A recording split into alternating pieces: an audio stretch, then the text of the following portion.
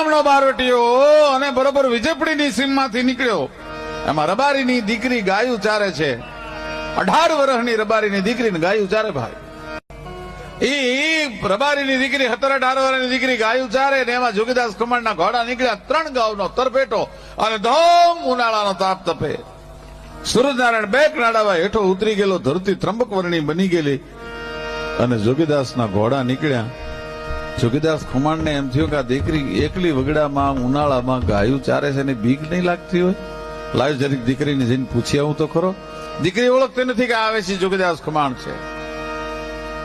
દીકરીની બાજુમાંથી ઘોડી લે અને જોગીદાસ ખુમાણે એટલું કીધું કે બેટા વગડામાં એકલી અટાણે ખરા બપોરે તું ગાયું ચારસ, બીક નથી લાગતી?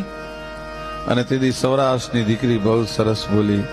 એણે એમ કીધું કે બાપુ જોગીદાસ ખુમાણ જ્યાં સુધી બારવટે છે ત્યાં સુધી કોના બાપની તાકાત છે સૌરાષ્ટ્રની બેન દીકરીની સામે ઊંચી નજર કરી શકે?